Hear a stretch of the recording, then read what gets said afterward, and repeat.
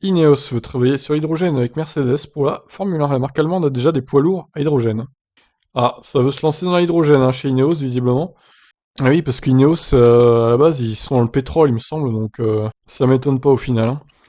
Le propriétaire d'Ineos, Sir Jim Ratcliffe, juge que son groupe spécialisé dans l'énergie pourrait aider Mercedes à développer des technologies à hydrogène pour la Formule 1. Le constructeur allemand a présenté des poids lourds à hydrogène récemment, et Ratcliffe juge que leur alliance pourrait aider à ce développement. Alors ouais, Mercedes va développer des moteurs à hydrogène qui seront encore supérieurs aux autres, donc remake de l'ère 2014 avec les moteurs hybrides. Imaginez l'horreur totale quoi. Mercedes qui domine 20 ans de Formule 1 à la suite. Je ne sais pas à quel point ce sera pertinent à la fin à long terme, mais si l'on regarde l'économie de l'hydrogène, Ola a des technologies incroyables, avec des moteurs à hydrogène pour les véhicules de flotte les plus lourds de Mercedes.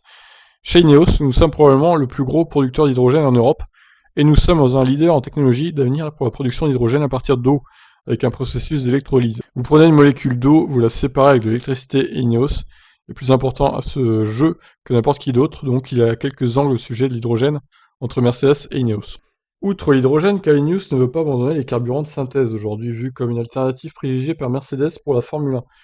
Le PDG du groupe explique que cette recherche ne sera pas inutile pour les véhicules thermiques qui rouleront encore pendant de nombreuses décennies. Alors, de nombreuses décennies, ouais, peut-être une ou deux, hein, pas plus, hein, peut-être deux, allez. Mais de nombreuses, non, n'exagérons pas non plus. Parce que l'électrique et l'hydrogène vont supplanter tout ça dans le futur, c'est sûr, hein. La recherche sur les carburants à basse empreinte carbone ou neutre en carbone et sur les carburants synthétiques jouera un rôle. Si nous devenons rapidement électriques, nous aurons une large partie de notre flotte en tout électrique en 2030. C'est ce qu'on souhaite à Mercedes.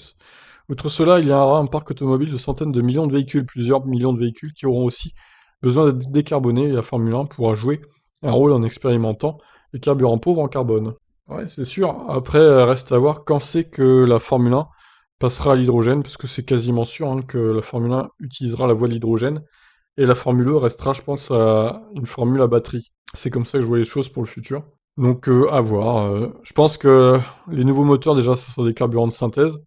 Puis, quand on rechangera le moteur, je sais pas, en 2035, 2036, peut-être 10 ans plus tard, eh bien, ce sera cette fois de l'hydrogène.